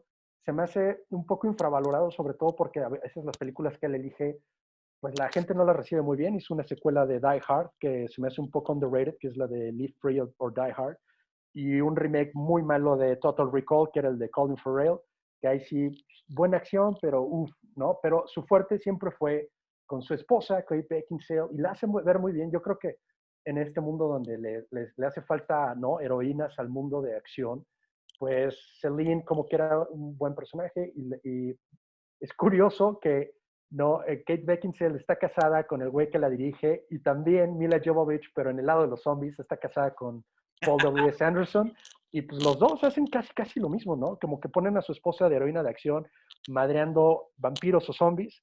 Es algo muy curioso para mí. Pues bueno, se llama Double Income, porque se quedan el sueldo de producción, el sueldo de actor principal, el de diseño de producción, y todo se queda bajo el mismo techo. Diciendo esto, si usted nos está escuchando en estos momentos recién, estamos aquí en Radio Mórbido por la frecuencia de Ibero 90.9, hablando sobre vampiros, uno de los temas que más nos gustan. Y vámonos a un segmento musical. Y en esta ocasión vamos a escuchar a Neil Young con Vampire Blues. Y esto es Radio Mórbido. Y estamos de regreso en Radio Mórbido después de escuchar a Neil Young con Vampire Blues. Una vez más podemos escuchar la variedad de música y de canciones que hay inspiradas en este asunto del vampirismo. A lo largo del programa hemos estado hablando de muchos tipos distintos de vampiros, como en las distintas culturas hay, cómo tienen características físicas distintas, como algunos son como flacos, delgados, calvos, de piel verde, con colmillos enfrente, como otros tienen estos aguijones, ¿no? Y una de las cosas a lo que esto me remite, a todo este distinto tipo de vampiros, es sin duda a una gran película con gran humor que después se transformó en serie de televisión y que se llama What We Do in the Shadows, y que habla de esta casa donde pues son como roomies y viven toda una serie de vampiros de distintas edades y de distintas especies y de distintos humores. Una película que yo disfruté mucho. Nico Ruiz. Una belleza, de esas cosas cuando Taika Waititi no era tan aleccionador, una cosa maravillosa en donde también él actúa y en donde muestra este conjunto de vampiros en Nueva Zelanda, que además está filmado como si fuera un mockumentary al más gran estilo de This is Spinal Tap y estas grandes películas de comedia en mockumentary, y es verdaderamente maravillosa porque plantea todos los problemas clásicos de las cuestiones del vampirismo en broma y en comedia. Por ejemplo, si un vampiro no se puede ver al espejo, ¿cómo se arregla para salir al antro? Y cómo se arreglan diferentes vampiros, porque tienes a Vlad el Empalador, tienes a un vampiro muchísimo más joven, y luego tienes un vampiro recién convertido, pero también tienes a uno que es como el Nosferatu de Murnau, que vive abajo en el sótano y que nada más come como pollos que le avientan por ahí y que ya es una cosa demasiado vieja. Cada uno tiene su estilo y vive diferente, y todos los estilos que tienen son absolutamente anacrónicos, lo cual da situaciones muy simpáticas. También aprovechan cómicamente, por ejemplo, lo que hablaban con Underworld, que es esta pelea icónica en la cultura de los vampiros entre licántropos y vampiros, cuando se enfrentan como a estos hombres lobo, que es una de las escenas más maravillosas. Y bueno, es una película divertidísima. La serie le están haciendo muy bien, la neta, lo poco que he visto de la serie está muy bien hecha y es muy divertida y entiende perfectamente el camp de la situación.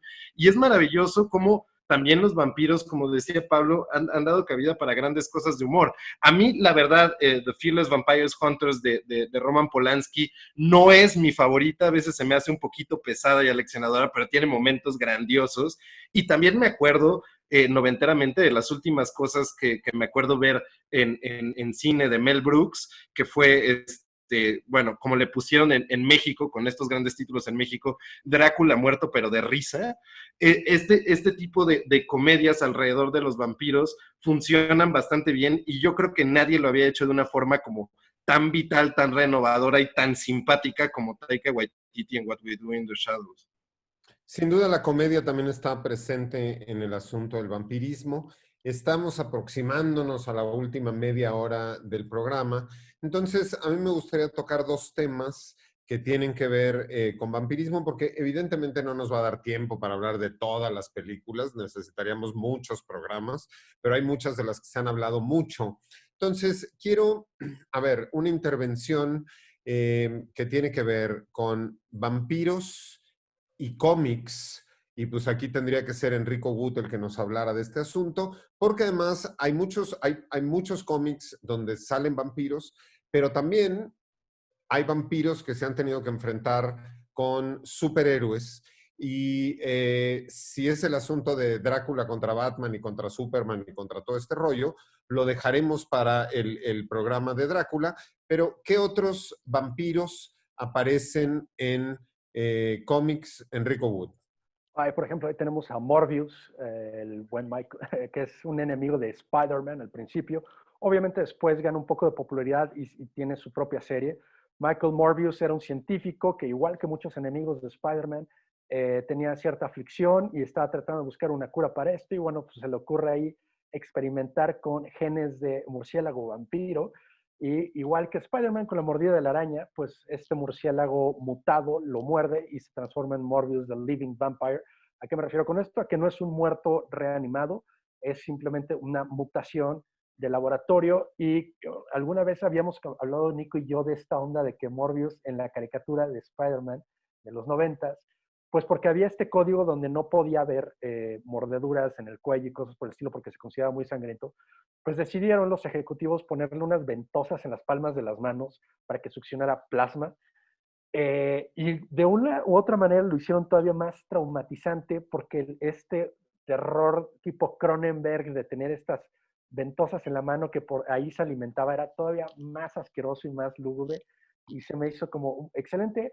Este año, en el año de la COVID, que se supone que íbamos a tener películas y pues no tuvimos ni madre, se supone que iba a salir una película con Jared Leto de Morbius, en donde iba a tener su propia película siendo parte como de este universo Sony Pictures de Spider-Man, porque ellos tienen la mitad de los derechos de esta onda. Entonces, pues era como un poco de a ver qué hacía Jared Leto ahí. Pero otros vampiros en el cómic. Hay un cómic hecho por un mexicano, ahorita nada más, súper rápido. Sí, dale. Hay un cómic hecho por un mexicano que se llama Crimson. Es el Humberto Ramos, que es una leyenda entre artistas mexicanos que lograron conquistar la industria del cómic americano, sobre todo dibujando Spider-Man y otras cosas para Image Comics. Pero esta es una creación propia de Humberto Ramos que hizo en los 90 de esta sello editorial que se llamaba Cliffhanger, que reunía a las superestrellas de aquel entonces, que eran Joe Madureira y J. Scott Campbell, con sus títulos respectivos. Pero Humberto Ramos, como buen mexicano chambeador, era el único que entregaba su cómic a tiempo y el único que logró terminar toda la historia de su cómic, que ya está en un ómnibus gigante y aparte en 2 volúmenes de hardcover. Es un cómic muy entretenido. Para aquellos que lo lean, se parece un poco como a esta caricatura que pasaban de Gárgolas, porque también mezclaba un poco con mitología bíblica, esta onda de Lilith, cosas por el estilo. Ustedes tomen ese cómic, es buenísimo. Y obviamente otro que ya había yo hablado antes era American Vampire. Ya saben que, ¿no? Dependiendo de dónde te vuelves vampiro, pues adquieres ciertas características. Y finalmente en Preacher, que no es un cómic específicamente de vampiros, pero tiene un gran personaje que se llama Cassidy, que es un vampiro perpetuamente ebrio, que es irlandés. Y es un gran personaje, pero sobre todo porque al final resulta que no solamente es un vampiro de sangre, sino también es un vampiro emocional. Y es una de estas cosas que cuando lo lees, Garth Ennis es maravilloso escribiendo amistades, pero también el dolor de la traición y el final de una amistad. Cuando te das cuenta, Preacher realmente sobre esos, sobre 2 amigos que son mejores amigos y después rompen con eso porque uno se da cuenta que el otro es una muy mala influencia y es una persona muy tóxica antes de que se inventara todo esto de la toxicidad. Pero eso es lo que era Cassidy, era un vampiro emocional.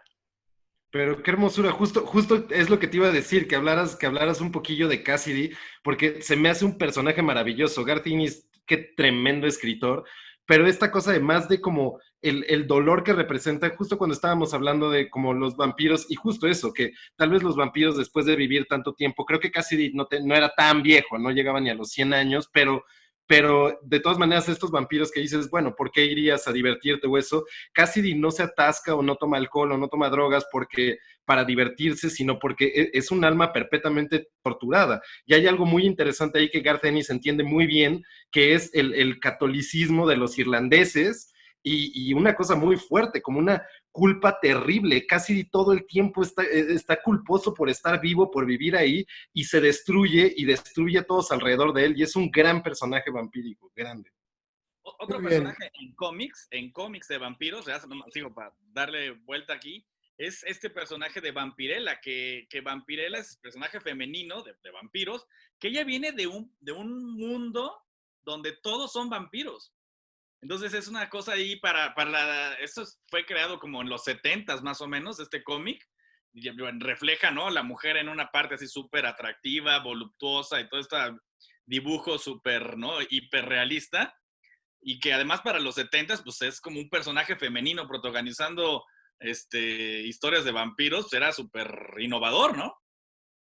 Muy bien, ya que tenemos al doctor Beltrán en el micrófono y ya que este programa está dedicado a analizar de una manera desgraciadamente un poco superficial el asunto del vampirismo, porque no nos da la vida y no nos da tiempo para en 2 horas poder hablar de todo lo que queremos hablar, pero ya que no todos pueden darse el lujo de tener a un médico de escuela, con años de especialidad, con cirugías en 4 continentes, nos gustaría, Beltrán, que nos hables un poco también de esta relación con la medicina, de estas cuestiones médicas, porque también hay cuestiones que hay dentro del vampirismo, ¿no? Y dentro de las características vampíricas que se pueden relacionar con ciertas condiciones o con ciertas enfermedades reales, tanto la anemia, ¿no? El look que tienes, el asunto de la rabia,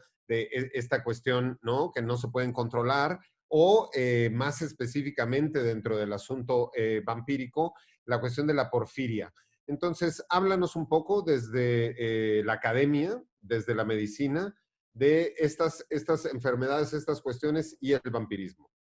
Bueno, sí, específicamente la porfiria es como que tratar de explicar los síntomas del vampirismo.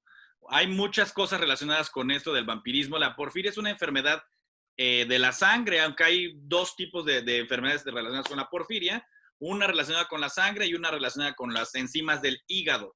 Finalmente hay un grupo de moléculas que están pegadas a la hemoglobina, que se le llama el grupo hemo, y son los que se encargan de fijar el oxígeno en las moléculas de hemoglobina, y eso es lo que se permite que haya la transportación de oxígeno a través de la sangre. Entonces, todo este tipo de pacientes van acumulando una serie de sustancias a nivel de unas cosas que se llaman porfirinas, que se acumulan en la sangre y que son los que dan la fotosensibilidad. Es decir, son pacientes que sufren cuando se exponen ante la luz del sol, y por eso uno de los tantos síntomas del vampirismo pues es ese, ¿no? La fotosensibilidad. Algunos otros pacientes, sobre todo los que tienen problema del hígado, aparentemente tienen cierto problema en las encías. Y el problema es que las encías se hacen como que se retraen, y eso aparentaría que los colmillos son más evidentes.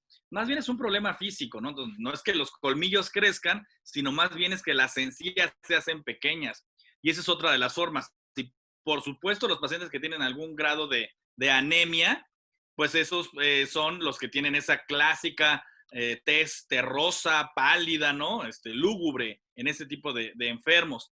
También otra cosa, por ejemplo, como de mitos de los vampiros, se dan mucho en la época de la peste negra, porque sobre todo en toda esta zona de los Balcanes y toda esta zona, solían enterrar a las personas, a veces ya premortems, o sea, sin que constataran verdaderamente que estaban muertos, y casi los enterraban. Y como realmente la gente no tenía como muchas ganas de estar en contacto con estos enfermos, pues lo que hacían era hasta que ni siquiera se tomaban la delicadeza de cavar profundamente y los enterraban superficialmente. Muchos de ellos, cuando en algún momento decidían sus familiares pues que ya era justo revisar cómo estaban, o los encontraban con huellas de que habían luchado para escaparse de los ataúdes, o de plano algunos que alcanzaban a sobrevivir se salían de los ataúdes, y de ahí se pensaba pues que estos eran pues no muertos, ¿no? El vampiro es un ser así, ¿no? Que finalmente no puede morir. Y de ahí parte del mito en esta región, ¿no? De Europa del Este. Y pues básicamente son algunos de los mitos relacionados con los vampiros, ¿no? Esos son algunos. Algunos son inexplicables, ¿no? Como algunas personas que pueden tener cierta alergia real al ajo, así como hay alergias a los cacahuates que pueden ser, ya saben, ¿no? Mortales. Hay personas que pueden ser verdaderamente alérgicos al ajo, y que no solamente por el aroma ya lo pueden detectar y que se vuelve algo terrible para ellos. No son afortunadamente condiciones frecuentes, pero bueno, pueden pasar. Bueno, hemos escuchado de parte del doctor Beltrán todas estas cuestiones para que ustedes sepan que, pues antes de que existiera el Google y el Wikipedia, y entonces que al menor síntoma ustedes estuvieran viendo a ver qué era lo que tenían, en la antigüedad, en la Edad Media, pues de pronto resultaba que había alguien con porfiria, que se veía mal, que se veía enfermo, que se veía como muerto, pero no estaba muerto, que era fotosensible, entonces que no le gustaba la luz, etcétera, etcétera. Y entonces la gente automáticamente lo identificaba como vampiro. También, en este mismo sentido, viene el asunto de que justo en la Edad Media se consideraba como un símbolo de estatus el que no te diera el sol, el que tu piel fuera lo más blanca posible. De ahí viene también el asunto de la sangre azul, porque entonces todos los nobles evitaban asolearse porque no tenían necesidad de trabajar bajo el sol y era un símbolo de estatus el ser pálido y el que se te vieran las venas, ¿no? Entonces de ahí viene también la relación con que pues, los vampiros siempre eran, o en muchos de los casos, eran como estas grandes personas aristócratas y no necesariamente la gente del pueblo. Algo que la gente no sabe, y voy a tener que decir del doctor Beltrán, es que no solo nos ganó en un principio con donas y con pizzas. También en una ocasión llegó el doctor Beltrán, y para los que nos están escuchando se los voy a describir, pero para los que nos están viendo se los voy a enseñar, y me trajo un abridor, o sea, un destapador de refrescos, que es unos colmillos plateados, y llegó también con este regalo el doctor Beltrán, para que vean que no fue fácil su camino a la cima, para volverse de jefe de urología a conductor de radio. Hizo su trabajo el doctor Beltrán incluso con dientes plateados. Muy bien, estamos hablando también no solo de vampiros, sino de vampiras. Ahorita que Beltrán nos recordó a Vampirella, y pues ya que hablamos de féminas, y ya que hablamos de estos personajes pálidos y pelones que parecen no muertos, pero que están caminando entre nosotros, vámonos a nuestro último segmento musical y vamos a escuchar una cosa muy rara, porque vamos a escuchar a Sinead O'Connor, que parece un vampiro y un no muerto, pero cantando una canción de reggae que se llama Vampire. Entonces, Sinead O'Connor cantando Vampire, y esto es Radio Mórbido por Ibero 90.9 y por Mórbido TV.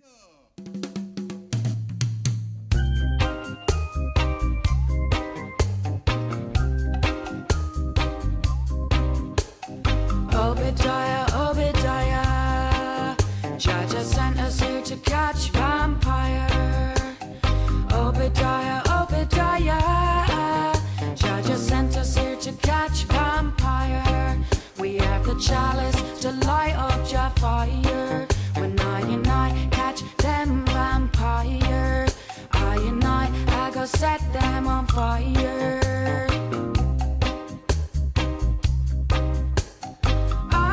Trot up down a Unity Lane, see a dreadlocks running down a Rasta man. Swear that if he catches me, we'll kill him dead. The dreadlocks couldn't catch the Rasta man. Obadiah, Obadiah, Jaja sent us here to catch vampire. Obadiah, Obadiah, Jaja sent us here to catch vampire. We have the chalice to light up your fire. When I catch them vampire, I go set them on fire.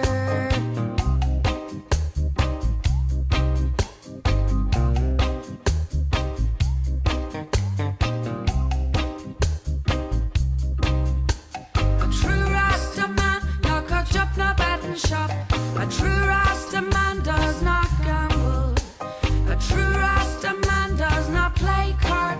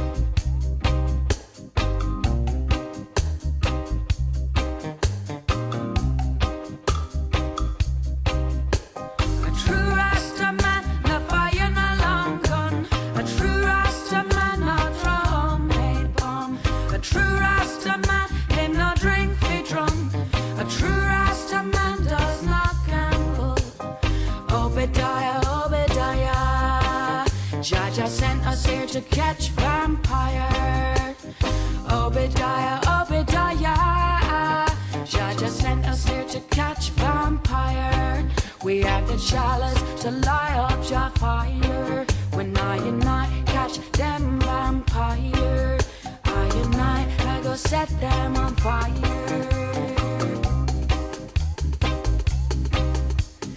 Babylon mash up the scene, and they blame it on the Rasta man. Babylon mash up the scene, they blame it on the Rasta man. Obadiah, Obadiah, Jah just sent us here to catch vampire.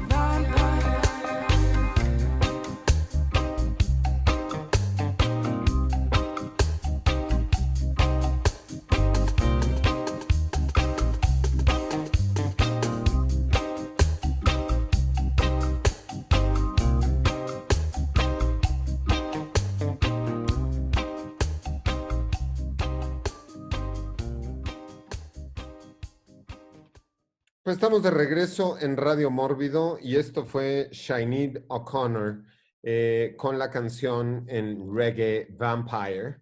Y estamos hablando de vampiros, de vampiras, de vampirismo. Y recordemos que los vampiros son parte de un grupo que, como decía hace un rato Beltrán, son los no muertos, ¿no? Dentro de la familia de los monstruos, nosotros tendríamos que decir pues, que evidentemente los zombies y los vampiros son primos hermanos, y hemos visto muchas películas donde hay, ¿no? Como esta duda entre zombies y vampiros, y por ejemplo, el mejor ejemplo de eso es Soy Leyenda, ¿no? Donde en realidad, pues, eran vampiros, pero luego los hicieron zombies, y hay toda una historia ahí alrededor de Soy Leyenda. Nico Ruiz. Pues digo, ese libro de Richard Matheson es una cosa increíble, un libro que se hizo en los años 50, que se ha adaptado varias veces en el Omega Man y luego en esa muy desafortunada adaptación de Will Smith, que yo creo que, ¿por qué es tan desafortunada la adaptación de Will Smith? Que no entendió algo. El final de la película de Will Smith es un final como de esperanza cristiana, que justamente entendió al revés el punto de la novela de Matheson. El punto de la novela de Matheson, yo creo que lo entendió mucho mejor Daybreakers, por ejemplo, la película de la que hablábamos hace rato, que Soy Leyenda en la adaptación de Will Smith. Porque el punto del libro de Matheson es que hay una infección, hay algo, la gente empieza a vampirizarse, pero estos vampiros justamente no son zombies, es decir, son personas conscientes. La diferencia entre el vampiro y por qué también se acerca al fantasma es que es una versión corpórea del fantasma, es decir, que es totalmente consciente y lúcido y demás. Entonces, los vampiros de Matheson son lúcidos y empiezan a atacar a esta persona que es poco a poco se va dando cuenta que es el único humano que queda en la Tierra, hasta que al final él se da cuenta que él es el monstruo y que los vampiros ya son, para utilizar el hablar de nuestros días, la nueva normalidad. Entonces, los vampiros acaban crucificándolo, volviéndolo una figura crística para quitarle todos los poderes de lo extraño al único monstruo que quedaba, es decir, al único humano, y poder establecer una nueva sociedad vampírica. El punto de Matheson es súper interesante en el asunto de la diferencia y lo que nos hace espantarnos del otro y exorcizarlo y llevarlo afuera, y el poder del contagio. Si todos nos contagiamos y todos vivimos en esta misma cosa, sufriendo del mismo mal, entonces el sano es el único que está enfermo. Y ese punto maravilloso de Matheson, como que nunca lo han entendido muy bien, y sobre todo no lo entendió nada bien esa película de Will Smith, pero es una cosa muy maravillosa y una forma muy original de entender el mito vampírico. Pues los zombies y los vampiros han tenido relaciones, ya lo podemos ver con Soy Leyenda y con muchos otros títulos. Frankenstein, que pobrecito, está ahí solo, pero luego le hacen su novia, pero no se la dan, pero entonces ya están Frankenstein y la novia. Pues también son un par de no muertos, ¿no? Que sí se les infunde vida, pero que a final de cuentas, y lo dice de pronto en algún momento de la novela, pues él pertenece al mundo de los muertos y nunca va a pertenecer al mundo de los vivos. Y también pues, tenemos los ghouls y toda otra serie de criaturas que pertenecen al realm, al reinado, al reino de los no muertos. De vampiros podemos seguir hablando mucho. Nos quedan 10 minutos de este programa y yo quisiera que habláramos pues, de algunas películas relevantes por una u otra cuestión que no queremos que se nos vayan. Y yo diría, y empezaría esta ronda hablando de una película que pone el origen del vampirismo y de los vampiros.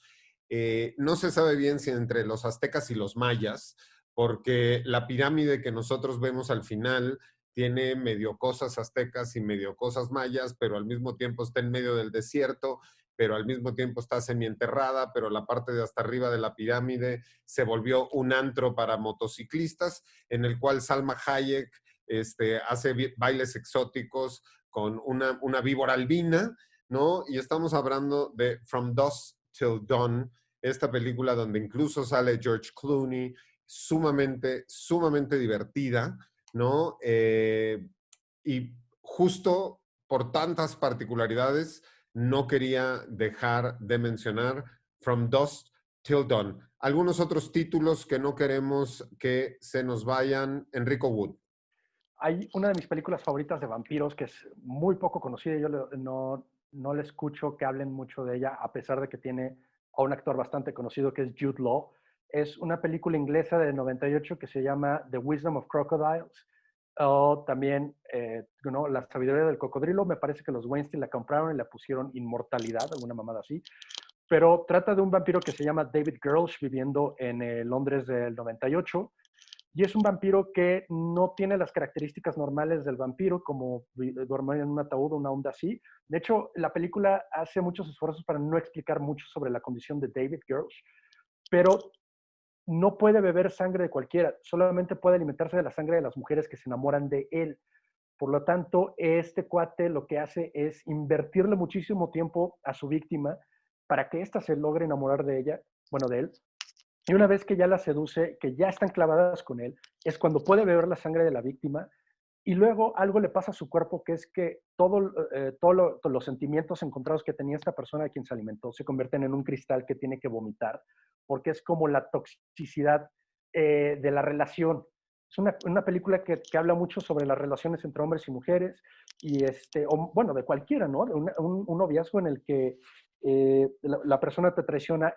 Y una vez que tiene este cristal, él escribe, tiene un cuarto secreto en donde tiene como dibujos y madres que ha coleccionado durante su eterna vida, y tiene un lugar donde pone los cristales de todas las mujeres que ya ha devorado, y en las notas escribe lo que esta mujer sentía cuando le estuvo chupando la sangre, y en todas escribe traición, ¿no? Que es esta sorpresa de que, pues, no, les rompe el corazón a la hora de matarlas, pero la película obviamente tiene este twist interesante, que es que él encuentra a su nueva víctima, pero es una mujer que él no logra comprender y no logra poder enamorar del todo, porque es una mujer independiente y moderna, que tiene también estas defensas emocionales.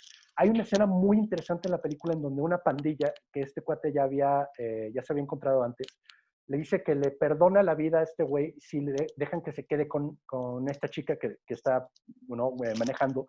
Y es una escena en donde él se lo lleva a la pandilla y ellos están empezando a llevar a la chica a otro lado. Y lo puedes ver que está como en esta onda donde que dice, fuck, ¿la salvo o no? ¿O qué onda? Pero no es porque esté interesado en ella, sino en la inversión de tiempo que ya le dio. Y es una de estas escenas en donde demuestra que sí tiene súper fuerza, porque se madrea toda la pandilla y salva a la chica, pero después te das cuenta de que en realidad lo hizo por la inversión que hizo ya en ella. Y aparte de haberse madreado a la pandilla, le ganó puntos con ella. Y bueno, para no contarles el final, el pobre cabrón no logra enamorarla y se empieza a morir porque solamente puede beber la sangre de quien se enamora de él. Es una película muy interesante. La dirige un director que se llama Po Chi Min. Es un director chino que trabajó en Inglaterra, y es con Jude Law del 98. Un poco difícil de conseguir, pero chéquenla por ahí si la pueden ver. Muy bien. Películas que no quieres que se nos vaya el programa sin dejar de mencionar. Doctor Beltrán. Yo quiero mencionar una película del año 2010 que se llama Stakeland. Esta película, así como hay el apocalipsis zombie, pues en esta película se plantea más bien el apocalipsis vampírico. Y la verdad es de que la película fue filmada con muy pocos recursos económicos, pero es una dirección increíble, la historia está súper bien lograda. La verdad es de que es una película increíble. Ahí fue cuando nos dimos cuenta que Kelly McGillis nunca iba a poder reinterpretar su papel en el caso de que se hiciera Top Gun 2, perdón. Pero al final se hicieron otras partes. Me parece que hay Stakeland 2 y 3. El Stakeland 2 que se lanzó en Sitges incluso en el 2016, pero ya no alcanzaron, ¿no? Esa conexión con el público, como que ya se perdió un poquito. Y yo ya la 3, la verdad es que ya ni siquiera le di seguimiento en lo más mínimo. Pero por lo menos la primera es una gran película de vampiros y es una gran película de sobrevivientes, ¿no? De que tienes que sobrevivir dentro de un apocalipsis. No se pierdan Stakeland. Stakeland, una gran película, un apocalipsis film, pero de vampiros, y donde además sale un bebé vampiro, ¿no? No en muchas películas podemos ver bebés vampiros. Esta es una de las prácticamente únicas películas donde hay un bebé vampiro, porque a Blade, pues nunca lo vemos chupar sangre de bebé, nada más lo vemos ahí como feíto, como todos los bebés son. Y además, el protagonista de esta película es Stakeland. Después lo podemos ver en Late Faces, una película de Adrián García Bogriano, protagonizando a el héroe que lucha contra un hombre lobo. Películas que no quieres que se nos vayan, o series de televisión, o vampiros, simpáticos o no. Brett Moller. A mí la mencionaron mucho aquí en el chat y creo que es importante mencionarla. Abraham Lincoln Vampire Slayer. Yo voto más por el libro. Creo que el libro es un mucho mejor logro de la historia, aunque aquí no comparamos libros con películas, pero digo, la película deja claro el mensaje. Me parece como un twist muy divertido que pongan a una figura tan emblemática, histórica, ¿no? de Estados Unidos y del mundo, con esta doble vida de Vampire Slayer. Jay, a mí es una película que me divierte mucho porque además tiene como mucha acción y esta ¿no? irreverencia que de pronto tienen los anglosajones por sus héroes históricos. Exacto. Pues a mí me encantaría ver una película de Madero contra los fantasmas, Madero y el espiritismo contra los fantasmas y ahí con su ouija y cosas. Muy bien, Bren. Nico, breves comentarios.